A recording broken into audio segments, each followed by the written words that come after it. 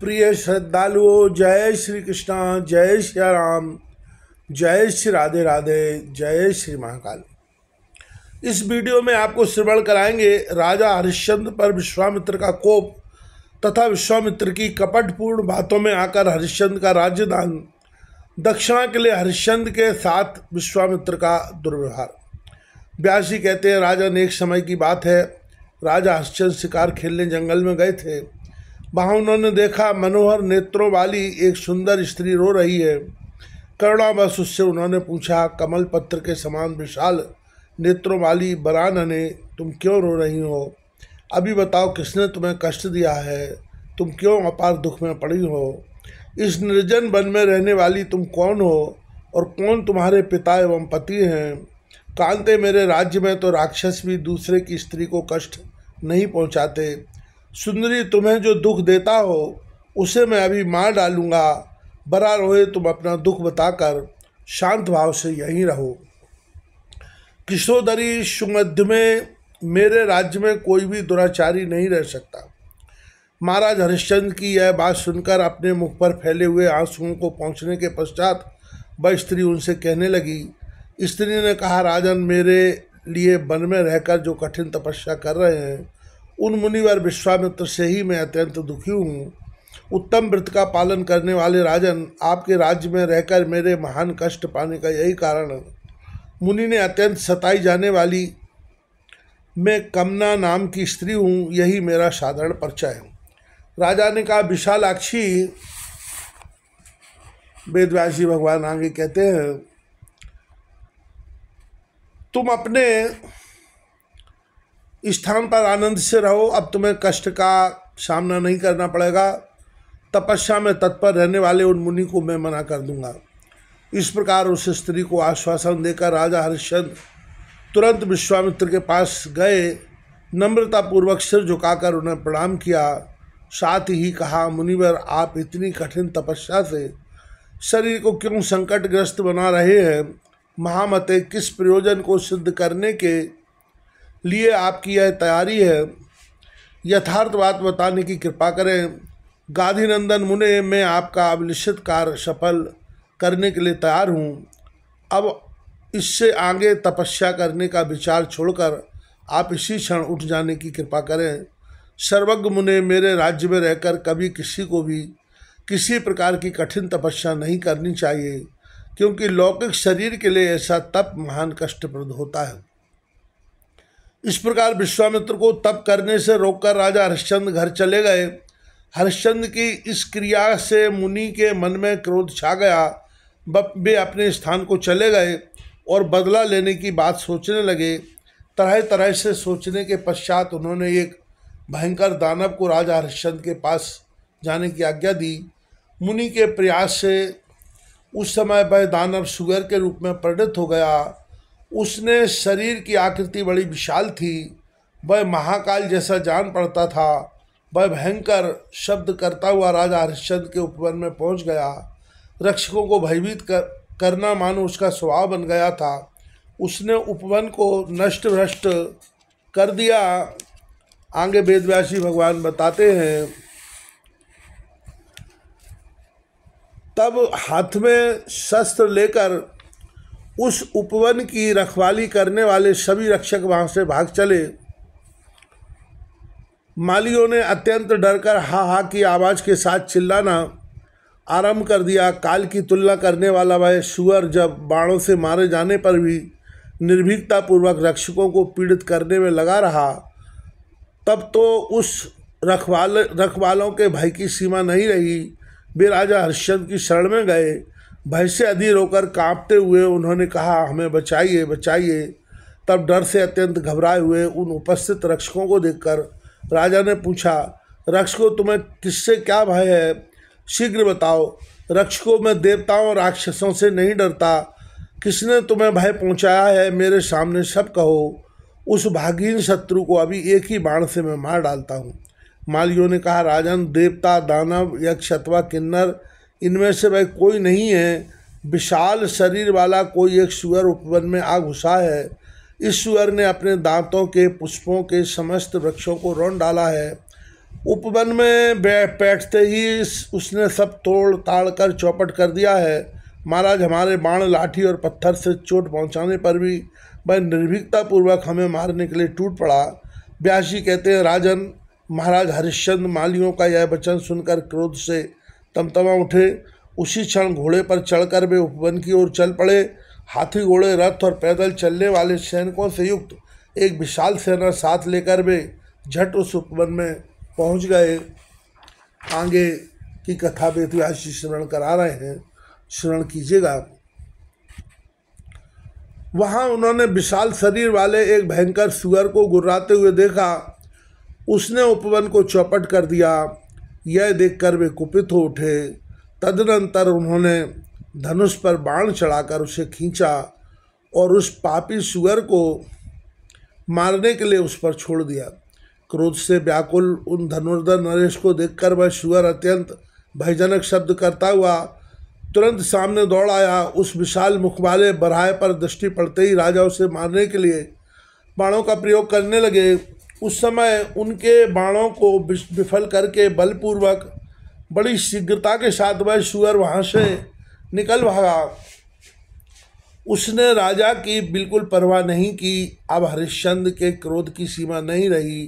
भागते हुए उस सुअर को देखकर उन्होंने धनुष पर यत्नपूर्वक तीक्ष्ण बाण चढ़ाए और खींचकर उस पर छोड़ने लगे।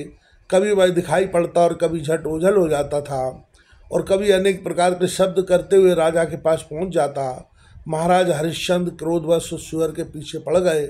वे वायु की तुलना करने वाले शीघ्रगामी घोड़े पर चढ़े और हाथ में धनुष लेकर उन्होंने उसका पीछा करना आरंभ किया। एक बल से दूसरे बल तक तो सेना साथ दे सकी, फिर वह पीछे रह गई और राजा उस भागते हुए सुअर का पीछा करने में लगे रहे। ठीक मध्याह्न काल में राजा हरिश्चंद्र एक निर्जन वन में जा पहुँचे। भूख प्यास से उनका चित्त घबरा रहा था। वे थक भी गए थे। सुअर आँखों से ओझल हो चुका था, अतः वे चिंता से अधीर हो गए। उस बीहड़ वन में कौन रास्ता किधर जाता है, यह जानने में वे असमर्थ हो गए। उनकी दशा बड़ी ही दयनीय हो गई। वे सोचने लगे, अब क्या करें, किधर जाएं? इस बीहड़ निर्जन वन में कौन मेरी सहायता करेगा तथा मार्ग भूल जाने से मैं जा भी कहाँ सकता हूँ। इस प्रकार महाराज हरिश्चंद्र उस जनशून्य वन में चिंता कर रहे थे। उनकी घबराहट की सीमा नहीं थी। इतने में एक स्वच्छ जल वाली नदी उन्हें दिखाई पड़ी। देखकर वे बड़े हर्षित हुए। वे घोड़े से उतर गए, उसे स्वादिष्ट जल पिलाया और स्वयं भी पिया। जब जल पी लेने पर उनका चित्त परम शांत हो गया, तब वे नगर में जाने का विचार करने लगे, परंतु दीर्घभ्रम होने के कारण कुछ भी निश्चय नहीं कर पाए। इतने में विश्वामित्र एक वृद्ध विप्र का रूप धारण करके उनके सामने आ गए। श्रेष्ठ विप्र को सामने देखकर राजा ने आदरपूर्वक प्रणाम किया। वे प्रणाम कर ही रहे थे कि विश्वामित्र ने उनसे कहा, महाराज तुम्हारा कल्याण हो, यहाँ कैसे आने का कष्ट किया? राजन, किस अभिप्राय से इस निर्जन वन में तुम अकेले आ गए? राजेंद्र, शांत चित्त होकर अपने आगमन का संपूर्ण कारण बताने की कृपा करो। राजा हरिश्चंद्र ने कहा, मुनिवर, एक स्थूल शरीर वाला बलवान सुअर मेरे उपवन में पहुंचकर पुष्पों के कोमल वृक्षों को रौंदने लगा। उसी को रोकने के लिए हाथ में धनुष लेकर मैं सेना सहित अपने नगर से निकल पड़ा। अब वह मायावी सुअर आंखों से ओझल हो गया है। पता नहीं इतनी शीघ्रता से वह कहाँ चला गया। मैं भी उसके पीछे लग गया था। मेरी सेना किसी दूसरी ओर चली गई। सैनिकों से साथ छूट जाने पर भूख और प्यास से आतुर हो मैं यहाँ आ गया। मुने मैं नगर में जाने का मार्ग भूल गया हूँ। सेना किधर चली गई इसका मुझे पता नहीं। विभो, अब आप कृपया मार्ग बता दें जिससे मैं नगर में जा सकूं। मेरे सौभाग्य से ही इस जनशून्य वन में आपका दर्शन हुआ है। मैं अयोध्या का राजा हूं। मेरा नाम हरिश्चंद्र है। इस समय मैं राजसूय यज्ञ के नियम का पालन करता हूं। जिस वस्तु की इच्छा हो वही वस्तु वह मुझसे पा सकता है। विप्र, दुर्जबर, यदि आप यज्ञ करने के लिए धन चाहते हों तो आपको अयोध्या में पधारने की कृपा करनी चाहिए। मैं आपकी सेवा में प्रचुर संपत्ति उपस्थित कर दूंगा। व्यास जी कहते हैं, राजा हरिश्चंद्र की यह बात सुनकर विश्वामित्र मुनि के मुख पर मुस्कान छा गई। वे उनसे कहने लगे, राजन, यह पुण्यमय पवित्र तीर्थ पापों का नाश करने वाला है। महाभाग, इसमें स्नान करके पितरों का तर्पण करो। भूपते, यह समय भी बहुत उत्तम है। इस शुभ अवसर पर इस परम पावन तीर्थ में स्नान करके तुम्हें अपनी शक्ति के अनुसार दान करना चाहिए। स्वयंभू मनु ने कहा है, जो महान पवित्र तीर्थ में पहुंचकर वहाँ स्नान किए बिना ही लौटकर चला जाता है, वह आत्महत्यारा है। अतएव राजन, तुम इस उत्तम तीर्थ में अपनी शक्ति पर ध्यान रखते हुए स्नान, ध्यान, दान पुण्य अवश्य करो। इसके पश्चात में तुम्हें मार्ग दिखा दूंगा, तुम अपने नगर को चले जाना। विश्वामित्र के इस वचन में कपट भरा हुआ था। सुनकर महाराज हरिश्चंद्र ने अपने वस्त्र उतारे और विधिवत स्नान करने के लिए वे नदी के तट पर आ गए। घोड़े को उन्होंने एक वृक्ष से बांध दिया। विश्वामित्र के कपट वाक्य से राजा की बुद्धि विमोहित हो गई, अथवा होनी टाली नहीं जा सकती। इसे सत्य करने के लिए उस समय राजा मुनि के वशीभूत हो गए थे। उन्होंने विधिवत स्नान करके पितरों और देवताओं का तर्पण किया। तदनंतर विश्वामित्र से कहा, स्वामिन, मैं आपको दान देने के लिए तैयार हूँ। महाभाग, आपकी जो इच्छा हो वही मैं उपस्थित कर दूंगा। गौ, पृथ्वी, सोना, हाथी, घोड़ा और रथ आदि वाहन आप चाहे जो ले सकते हैं। मेरे पास कोई भी वस्तु अदेय नहीं है। सर्वोत्तम राजसू यज्ञ में मुनिगण पधारे थे, उनकी सन्निधि में इस व्रत का पालन करने के लिए मैं प्रतिज्ञा कर चुका हूँ। अतः मुने, इस उत्तम तीर्थ में भाग्यवश आपका दर्शन प्राप्त हुआ है। आप जो भी वस्तु चाहते हो उसके लिए आज्ञा दें, मैं आपका मनोरथ पूर्ण करने के लिए प्रस्तुत हूँ। विश्वामित्र बोले, राजन, तुम्हारी विपुल कीर्ति संसार में व्याप्त है, इस बात की जानकारी मुझे पहले से है। वशिष्ठ जी ने कहा कि भूमंडल पर कोई ऐसा दाता नहीं है। ये महाराज हरिश्चंद्र सूर्यवंश में उत्पन्न हुए हैं। इनके समान दानशील राजा न पहले हुआ है और न आगे होगा। इनके पिता का नाम त्रिशंकु था। पृथ्वी पर ये परम उदार नरेश माने जाते हैं। इसलिए राजन, मैं तुमसे प्रार्थना करता हूँ कि मेरे यहाँ पुत्र के विवाह की समस्या उपस्थित है। महाभाग, इस कार्य को संपन्न करने के लिए मुझे धन देने की कृपा करें। राजा ने कहा, विप्रेंद्र, आप विवाह कीजिए, मैं आपकी आज्ञानुसार धन देने को। आगे वेदव्यास जी भगवान कथा श्रवण करा रहे हैं। तैयार हो, जितना धन चाहते हो उतना आपको दे दिया जाएगा। व्यास जी कहते हैं, राजन, इस प्रकार हरिश्चंद्र के कहने पर उन्हें ठगने के लिए पूर्ण प्रयत्नशील विश्वामित्र ने गांधर्वी माया प्रकट करके सामने उपस्थित कर दी। एक सुकुमार पुत्र और एक 10 वर्ष की कन्या, ये दोनों उन्हें दृष्टिगोचर होने लगे। उन्होंने कहा, नृपश्रेष्ठ, आज इन्हीं दोनों का विवाह करना परम आवश्यक हो गया है। किसी गृहस्थी के लड़के लड़की का विवाह कर दिया जाए तो इसका पूर्ण राजसू यज्ञ से भी बढ़कर है। इस समय तुम यदि इस विवाह कार्य की संपन्न कर देते हो तो अवश्य पुण्य के भागी बन जाओगे। महाराज हरिश्चंद्र विश्वामित्र की माया से अपनी विवेक शक्ति खो चुके थे। उपयुक्त बात सुनकर उन्होंने धन देने की प्रतिज्ञा कर ली। कहा, बहुत अच्छा, मैंने जो कहा है उसमें किंचित मात्र भी त्रुटि न होगी। तब मुनि ने मार्ग बता दिया और राजा उसी रास्ते अपने नगर को चले गए। उन्हें ठगकर विश्वामित्र ने भी अपने आश्रम की राह पकड़ी। तदनंतर हरिश्चंद्र के पास पहुंचकर उनसे कहा, राजन, वेदी का कार्य पूर्ण होने के लिए इस सुअवसर पर आज तुम मुझे अभिलषित दान देने की कृपा करो। राजा हरिश्चंद्र ने कहा, दुज्वर, आप क्या चाहते हैं बतलाइए, मैं आपकी अभिलषित वस्तु अवश्य दूंगा। देने को तत्पर हूँ। मेरे लिए जगत में कोई अदेय वस्तु नहीं है, तो यह केवल यश है, क्योंकि जिसने धन यश पाकर यश नहीं कमाया उसका जीवन व्यर्थ समझा जाता है। निर्बल यश के कारण परलोक में भी सुविधाएं प्राप्त होती हैं। विश्वामित्र बोले, महाराज, परम पुनीत वेदी के इस शुभ अवसर पर आज हाथी, घोड़ा, रथ और रत्नों से भरा पूरा संपूर्ण राज्य वर को दहेज के रूप में दे दीजिए। व्यास जी कहते हैं, राजन, विश्वामित्र की माया से मोहित हो जाने के कारण हरिश्चंद्र ने उनकी बात सुनकर कुछ भी विचार नहीं किया, झट कह दिया, बहुत ठीक, इच्छानुसार राज्य मैंने आपको दे दिया। तुरंत ही अत्यंत कठोर हृदय वाले विश्वामित्र बोले, हाँ मैं पा चुका, परंतु राजेंद्र महामते अब दान की सांगता के लिए दक्षिणा भी तो चाहिए, क्योंकि मनु ने कहा है कि बिना दक्षिणा का दान निष्फल समझा जाता है। अतएव दान को सफल बनाने के लिए तुम यथोचित दक्षिणा देने का प्रबंध करो। राजन, जब विश्वामित्र ने यूँ कहा तब हरिश्चंद्र के आश्चर्य की सीमा नहीं रही। वे उनसे कहने लगे, स्वामिन, इस समय आपकी सेवा में मुझे कौन सा धन उपस्थित करना चाहिए? साधु आप बतावें, जितनी दक्षिणा हो उसे देने के लिए मैं तत्पर हूँ। तपोधन, आप शांत रहिए, दान की पूर्ति के लिए मैं दक्षिणा अवश्य दूंगा। राजा हरिश्चंद्र की बात सुनकर राजा विश्वामित्र बोले, राजन, अब 2.5 भार सोना दक्षिणा में दीजिए। सुनकर विस्मय विमुग्ध राजा ने उत्तर दिया, हाँ ठीक है, दूंगा। उसी समय राजा हरिश्चंद्र के सैनिक आज पहुंचे। महाराज को देखकर उनके मन में बड़ी प्रसन्नता हुई, परंतु उन्हें चिंतित देखकर सैनिकों ने प्रार्थना पूर्वक चिंता का कारण पूछा। व्यास जी कहते हैं, राजन, सैनिकों के पूछने पर महाराज हरिश्चंद्र ने भला बुरा कुछ भी उत्तर नहीं दिया। अपने किए हुए कार्य पर विचार करते हुए वे अंतःपुर में चले गए। सोचा, अरे जिसमें अपना सर्वस्व समर्पण हो जाता है, ऐसा दान देना मैंने स्वीकार ही क्यों किया? इस विप्र ने तो ठगों की भांति बागजाल में फंसाकर मुझे ठग लिया।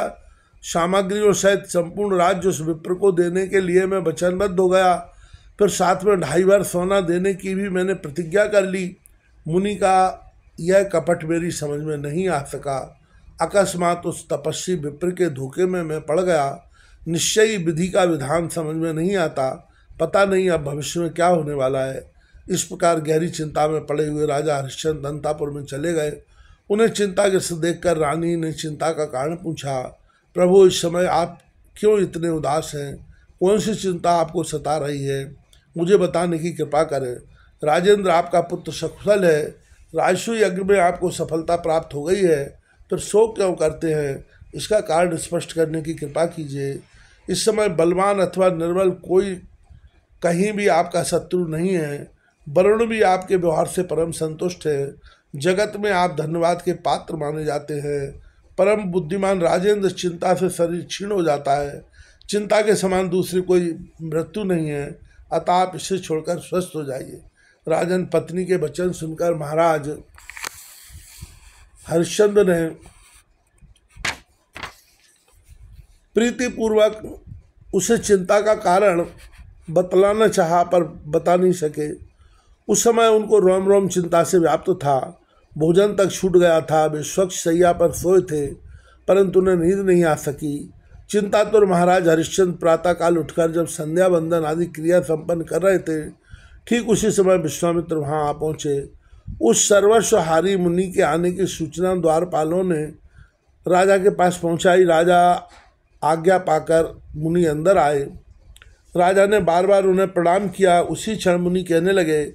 विश्वामित्र ने कहा, राजन, राज्य की ममता छोड़कर अब इसे मुझे दे दो, क्योंकि वाणी से तुम इसे मुझको दे चुके हो। राजेंद्र, अब सुवर्ण दक्षिणा देकर तुम्हें अपनी सत्यवादिता सिद्ध करनी चाहिए।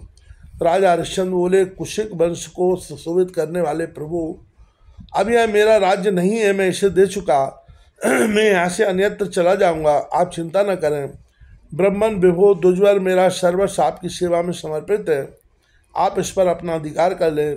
अभी इस समय दक्षिणा वाला सुवर्ण देने में मैं असमर्थ हूँ। जिस समय मेरे पास धन आएगा उसी क्षण में आपकी दक्षिणा अवश्य चुकाऊंगा। इस प्रकार विश्वामित्र से बातचीत करके राजा हरिश्चंद्र ने पुत्र रोहित तथा भार्या माधवी से कहा, यह संपूर्ण राज्य विप्र को मैं दान कर चुका हूँ। हाथी, घोड़े, रथ, रत्न और सुवर्ण आदि सभी सामान इस दान के अंतर्गत आ गए। केवल हम 3 व्यक्तियों के शरीर को छोड़कर और सबका सब इन्हें समर्पित हो गया। अतः हम लोगों को अयोध्या छोड़कर किसी एक गहन वन में चलना चाहिए। मुनि समृद्धशाली राज्य का भली भांति उपभोग करें। राजन अपने पुत्र और पत्नी से यूं कहकर परम धार्मिक राजा हरिश्चंद्र राजभवन से निकल गए। उस समय भी विश्वामित्र के प्रति उन सदाचारी राजा के मुख से आदर के ही शब्द निकल रहे थे। उन्हें जाते देखकर पुत्र रोहित तथा रानी माधवी भी उनके साथ हो लिए। इन तीनों की यह स्थिति देखकर नगर में हाहाकार मच गया। अयोध्या में रहने वाले संपूर्ण प्राणियों की आंखें जल बरसाने लगीं। वे पुकार पुकार कर रोने लगे, राजन आपने यह क्या कर डाला? कहाँ से क्लेश की यह सघन घटा आपके ऊपर घिर आई? महाराज, यह निश्चय है कि आप देव बस इस धूर्त विप्र के धोखे में आ गए। महात्मा पुत्र तथा साध्वी रानी के सहित राजा हरिश्चंद्र की यह दशा देखकर सभी वर्ण के लोग अत्यंत खेद प्रकट करने लगे। पूर्ववासियों ने उस दुराचारी विप्र को घोर निंदा आरंभ कर दी। विप्र लोग दुख से घबराकर कहने लगे, यह महान धूर्त है। महाराज हरिश्चंद्र नगर से निकलकर जा रहे थे, इतने में विश्वामित्र आ गए और बड़ी निष्ठुरता से कहने लगे, राजन, मेरी दक्षिणा का सुवर्ण अभी देकर जाओ, अथवा कह दो कि मैं नहीं दूंगा, फिर तुम्हें मैं सोना छोड़ दूंगा। राजन, तुम्हारे हृदय में राज्य का लोभ हो तो इसे भी वापस ले सकते हो। देने के लिए प्रतिज्ञा कर चुका हूँ, इस पर तुम्हारी मान्यता होनी चाहिए, फिर देने में क्या हिचक। विश्वामित्र के इस प्रकार कहने पर सत्य प्रतिज्ञ राजा हरिश्चंद्र ने अत्यंत दीनता प्रकट करते हुए प्रणाम किया और वे हाथ जोड़कर कहने लगे। शेष कथा अगले वीडियो में श्रवण कीजिएगा।